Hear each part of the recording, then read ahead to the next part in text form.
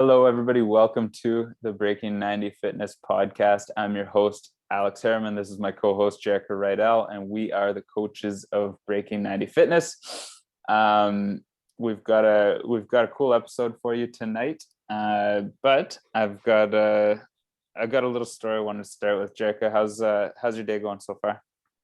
So far, so good. I'm looking forward to this. I have no idea what we're about to talk about. It's funny. So we got my son Emerson this slip and slide, and everybody like from their childhood remembers the slip and slide. Like it's just like a tarp that the hose sprays on and you slide on this tarp.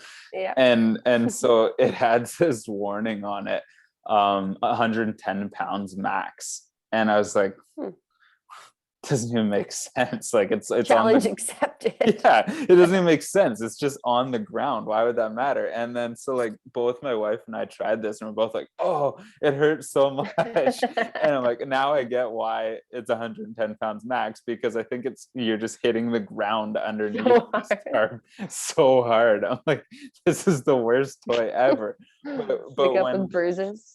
Yeah, it was like so uncomfortable. But then watching my like 35-pound son flying down this thing, he doesn't even feel himself hit the ground. I'm like, that's Love, that's what it's for. Yeah, it's hilarious. So for anybody listening, I would not recommend the slip and slide as an adult. It's not as much fun as it was when you were a kid. I've definitely done it a few times as an adult. I think lots of bruises. I think my ground isn't the best terrain for it either. Like you need like a nice yard for it. Thick grass, quality grass underneath. High quality grass. I obviously don't have that. That's funny. So the topic I have for us tonight is it's kind of a struggle that I hear a lot of people dealing with, and what it is dealing with free food and deals. So it's kind of twofold. So I'm going to give a couple examples of scenarios where these things come up, and then we can just talk about it, and then maybe a couple tips, tricks, and strategies to navigate those situations. So one of them is like work functions. You maybe have a training course at work, and work decides to buy pizza or a buffet, or they cater the training. And so a lot of people have a and I'd say this is honestly something that I've struggled with a lot in the past is me as well. You too? Okay, good. So yes, I'm not alone. So work caters this lunch, and they bring a bunch of pizza, say, or a bunch of food that isn't in line with your goals. And there's something in people that is like, my employer's paying for this. This is free. This belongs to me now. I have to eat it, and I have to eat more of it than I probably should. That's something that a lot of people fall into. So that's the first example. The next example is the deals. You know what? Let's just talk about that to start, and then I'll get into the next part after. So you said you struggle with this also. What have you found in the past? Like I still struggle with this sometimes. Absolutely. The biggest thing is if it's in front of me, I struggle with not picking at it. So like obviously in my household, it's the don't buy it and don't put it in the house sort of thing, because if it's there, it will absolutely get eaten. But like you said, when you go to these functions and it's there, it depends what it is, I guess, is my new strategy. Like if the goal is that the employer should be hopefully moving in the direction of providing healthier options. There's a lot of people with, different health, could be like gluten-free or whatever, celiac or different things. So hopefully these employers can start putting out different options. If they are, then that's great, because then you can choose the healthier option. If they're not, like you said, there's a bunch of pizzas. Typically my mentality would be to minimize the damages if I didn't pack a lunch. So it would be, have one before I would normally have two. Yeah, what I've started doing with things like this is eating before it comes in. So if you know you're getting a catered lunch, like Mm. all and Or if like it's don't not a stuff surprise, yourself. yeah. Like you don't have to be like the weirdo that won't even like have a slice of pizza at the party, but like have a salad before it or have a protein bar before it so that you're like Mhm. your full meter is halfway there by the time the pizza comes in, right? That's a Um good one. Yeah, then you're not left hungry the rest of the day because you only wanted to have less. Yeah. and what I'll do is like if it's a double cater, because some of ours are some of the things I've been to are like that, where it's like you're getting lunch and dinner, Oh is wow. force myself to eat in between, because normally like you'll stuff yourself at lunch and you won't even be hungry till dinner. So like I'll try not to stuff myself at lunch, eat something I packed in between that's healthy, and then like you're really not hungry for the dinner. So then you just have a normal human sized portion of food for dinner. Um, Absolutely. Ideally, you pack your own lunch, like you said, for the most part, and then you might have only had a little bit. But if you didn't pack your own lunch, I think it's always important to carry the just in case snacks. Like mm, no matter where I go, there's always either a protein bar, a protein shake. There's always, some type of quick and easy grab and go, relatively healthy slash high protein snack on me pretty much at all times. I yeah, think that it's important to have that on you. there's a couple things you mentioned that I wanted to circle back on. So the first one is, if they give options, sometimes it's not a terrible idea to select a vegetarian, vegan, or a gluten-free option, because Mhm. they're often much healthier options. If you can get Agree. away with that, if you're not going to get in trouble when everybody's like, "You're not a vegetarian." um, And then you just had your protein before you yeah, sat down, and then you got your veggies that way. It's great. yeah. Um, but I think another one is like, if this is the type of thing that's happening frequently, you don't always have to join in. I know it's tough, and that's something that I struggle with, but like at the end of the day, you're probably not going to, in the moment you're gonna regret not having that pizza, you're gonna hate not having that pizza, but like an hour later you're gonna be like, whatever, it was just another serving of pizza. It's probably not even that good of pizza. Like if you're Probably not. no, if you're gonna blow it, I don't even want to say blow, but if you're gonna take an O day, as we call it, or an over day on pizza, you might as well treat yourself to some really good pizza. I Hmm. think I I think that's agree. really important to think about when you're about to partake in an event like that. Do I really want this, and is it going to be worth it?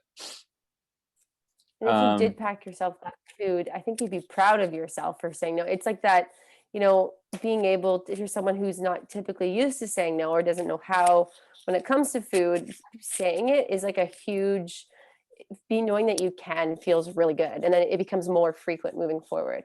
And I think we've mentioned this before, but in the fat loss sort of journey, you're going to have to make hard decisions and you will have to say no yeah, sometimes. It's the yeah. bottom line. There's got to be some sacrifices that you're making that the average person isn't going to make, because they're Hmm. not on the same journey as you. Right. An easy trick is to go for a walk during that lunch break if you're Mm, able to, right? yeah. Get away from the environment, because it's going to be difficult to sit there, obviously, and watch other people eat. And maybe you can get a coworker on board with you, like get somebody on your team before the event, like, hey, Jerrika, I know we're getting catered tomorrow. Do you want to pack a lunch, and we'll just go for a walk together during lunch? And that's having that team accountability and that support is going to make it so much easier at the same time. Yeah. I agree. Good point. So the second side to this one is not necessarily the free food, but it's the deals. And I think this is another one that gets people, and I've gotten caught by it before too. It's like, you go, say, you're gonna go, I don't know, you're gonna rent a movie with your family or something from Blockbuster that doesn't exist. um, you guys are having a movie night, so you go to the store to get a bag of chips, and you've decided you're going to allow yourself to have a small portion of chips. You've allotted the calories for it, and you're going to fit it into your nutrition goals. And you get to the store, and it's like buy 2 bags of chips Mhm. for $5, right? Or Yep. like 2 tubs of ice cream for $8 and save 98 cents if you get two. And this is like such an easy one to fall into. Um, what's your advice in this situation? That's a good question. I myself get trapped in that more than I probably would like to admit, especially when you said the ice cream thing. It definitely resonates with me. Yeah, same. Yeah, when in all reality, I just realized this. You're still spending more money than you would have Yeah. anyways if you would have, right? That's Like, that's awesome that you hit on that. That's yeah, exactly what I wanted to talk about. yeah, because at bottom line, you only went for that one thing, and now you're leaving with two, and you're spending almost twice the amount of money that you Yeah. went with. If you're going to a corner store, definitely a tool that my family uses is you only bring. I know people pay with their visas now, but like you only you bring your $5 bill, and that's it, right? You buy what you need and leave. I still use a lot of cash just because that's me, but that would be a good tool, Yeah. I guess. That's a great tip. Yeah. I mean, that Yeah, even at the casino and stuff, people do that. They'll say, I'm coming into the yeah, it's a casino, big I'll one. spend a hundred Yeah, bucks. Once my $100 is done, I'm done. that's it. You could, even if you're using a Visa, set yourself a price limit going into that Yep. store. That's a cool tip. Um, what you said is so important though. Like you're literally saving, so it'll be like $5 for a tub of ice cream or $8 for two. Like you're saving yourself $2 at the end of the day by buying that second tub, which you didn't want to begin with, which you're probably going to eat now because it's in your house faster.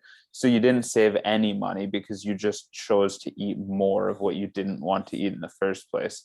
Right. And when we go into these stores, we're in a little bit of a weakened headspace because we've already negotiated with ourselves the fact that we're allowed to have the ice cream, and that's Yeah. fine. I'm not saying don't have the ice cream. I think you should have the ice cream if you've fit it into your plan and it fits. That's awesome. You should do that. But you need to get out of that deal headspace, because this is a food that you're a little bit weak to, and if you bring it into your house, you're going to break down and you're going to eat it. So that's something I'm definitely still working on and continuing to try to work on. But the deal often isn't a deal. It's just causing you to spend more money and eat more of what you didn't want. Right. And I think it's tough because when it comes to, the nutritious and good, well, choices that you would, like let's say fruits and veggies, something that you're going to eat, you'll eat often, then the deal mindset sounds great, right? Because who cares if I'm going to buy 2 stalks of celery because I know I'll eat it. So it's hard Yep. to flip that switch. Yep. But it's doing that before going into the store, I think would be the bottom line.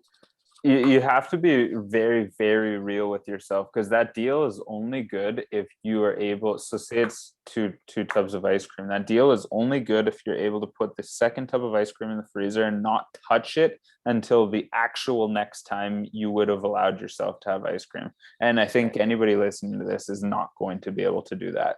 We're human. Yeah. Yeah. So we know. Anything that I'm trying to think. I think it's John Berardi that said this, but basically, if it's ready, if it's convenient and available, we will consume it, whether it's healthy or unhealthy, whatever it might be. If it's convenient and available, we will consume it. So that's important with your fruits and vegetables, that you make them convenient and available, wash them, chop them, have them ready to consume, and you will.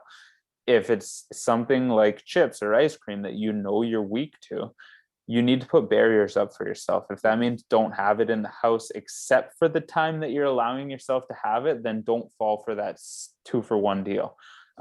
If it means that if you can have it in your house, then put a barrier up, put it further away, put it at the bottom of the freezer. Like don't think that you're always going to be as strong as you are when you bought it, because you're going to have a moment of weakness, and if it's Yeah. more convenient than your fruits and vegetables, you're going to consume it. And that doesn't make you weak. It makes you human. So it's important that you put these barriers into play for yourself, so you don't fall into the own trap that you set. Yeah. Oh, that's a really good point. You Really good dug point. that hole, at the when you're a kid at the beach, you'd like dig the hole and then put the towel over it for your Yep. friend to fall into. It's like you dug that hole, put the towel over it, and then forgot it was there, and you fell into it yourself. In yourself. That's what you're doing when you buy Exactly that it. 2-for-1 ice cream. It's so true, though. It's so true. That's Yeah, awesome. I like that. That's all I really wanted to go over was those deals and free food situations, how they can be challenging. They're challenge for everyone, but you you need to always take a step back and decide when it's worth it and if it makes sense. Like before you commit to a deal or a free food event, just take a step back. You never have to rush into this decision. It's not like somebody's got a gun to your head and they're like, you're eating it or not eating it. Like take your time and rationally think through it. Does this make sense? If it does, then move forward. And if it doesn't, then don't do it. You don't have to save $3 to eat more ice cream today. No, absolutely. And I think it's important to realize it. And I'm glad you brought this topic up because we're not alone, right? Like more often than not, most of us are doing this. And a good take home, like you said, ask your coworker, do it together. Or if you have a coach or you're working out with someone, talk about it and make a plan. Hey, I know this is coming up. Let's plan it. Let's talk about it. Maybe we can make this fit into our plan. I think it's definitely worth noting to do it with someone. And for those deals at the grocery stores too, like understand that the companies that do this, they employ some of the best marketers in the world. Yep. They aren't giving you a deal so that they will make less money. Because they're making more money. You just bought two. And you will come back again when you would have bought the next tub. Yeah. So that's like, you're not ever saving money when they give you a deal. No, and in reality, it's usually like 3 cents. Yeah, I know it is. It's awful what some of them are, but it doesn't matter. We're just suckers to their I traps. know. Yep. Cool. Do you have a kitchen tip for us? I do have a kitchen tip, and with summer coming, I actually started doing this last week. I am making like protein popsicles. So you just get like a popsicle maker, and I did a banana, I did vanilla protein, vanilla Greek yogurt. You can even like chop up strawberries, like whole strawberries, and mix it up, whatever you want to put in there, any flavor. And then I put it into the popsicle mix, stick it in, freeze it. And then you just got like a delicious like Greek yogurt protein popsicle. So sorry, are you using protein powder? Yeah. And I'll mix it with the Greek yogurt, chop up strawberries and bananas and whatever, like whole pieces. And I put it in there. You can blend it if you wanted to. Any cool. fruit, you can do kiwi, like you can make it tropical. You can do a chocolatey, like fudgicle style and do like chocolate protein and Greek yogurt. Put it in the popsicle maker, and then you've got a cold protein treat. Yeah, that's cool. Right on. I like it. I imagine Emerson would really like that, so I might have to try that. There you go. See? He like always wants to drink my smoothie, and I'm like, what is the acceptable amount of protein powder for a 3-year-old? Awesome.